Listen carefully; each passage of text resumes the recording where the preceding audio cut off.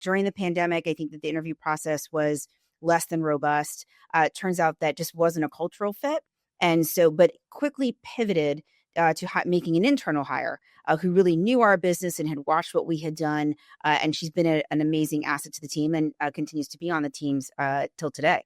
So, what was the difference between having somebody from the outside or this internal hire? I think that when you make outside hires, and I was an outside hire, and if we're going to be incredibly honest, to when I started the programs, but I think that when you look for an outside hire, they absolutely have to fit your culture and they do have to understand your business model. And I think that's where the disconnect came for this person who joined our organization. I think that they've moved on and then they're doing great things. It just wasn't a strategic alignment for us. The internal hire already knew our processes. We were really incredibly busy. We needed somebody who could hop in, understood our current, Salesforce operations, how our sales cycles worked, what we were doing as far as internal processes. That person was also able to come to speed very quickly. And so I think that was also a reason why they were so successful. Right. So, when I work with clients who are looking for a job and they're interviewing, or they're on the opposite side of the desk, like you were interviewing somebody, I say there's really only three questions the hiring manager wants to know. And that's it. Three questions. One, can that person do the job? And that's we ask a lot of questions about. The second one is, will they love the job? Because we don't want them to get in and decide that they don't like the job and they leave and you're going to have to start all over again. And the third one is, can I stand working with them? Which is about that fit, right? Do they fit us? They could be the greatest things since sliced bread, but if they don't fit our culture and there's not meshing with our group, they're causing or could cause more issues than they worth.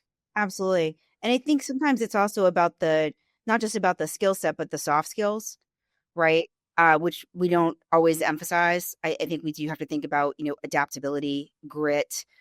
Is someone willing to put in the time and effort to understand the mission and the goal that you're trying to achieve? Because sometimes that's messy, right? It's not always this, from point A to point B. It has zigzags and curves, and being able to identify the people that can stick with it and hang with you to make it to the end. So when you had this person, when did you realize it was not the right fit? We were about probably a year in. It's always hard when you part ways with folks. And I think that we had an honest conversation as a leadership team to say, we were looking for X skills. This person brought in some of those, but never truly adapted to our business model and kept trying to sort of go in a different direction than what we were doing and also where we were finding success. And here's the thing, I really, honestly, I applaud innovation. I want to see it, but it does have to produce an ROI.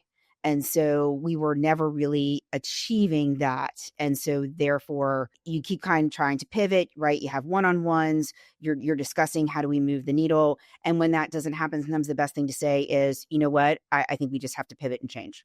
I like that you brought in the concept of a person having ROI. Leaders understand that. When we bring someone in, it's really nothing more than any other type of investment. We're investing in this person to do a job for us. And without that return on investment, are they the right person? Did we even set up the right job?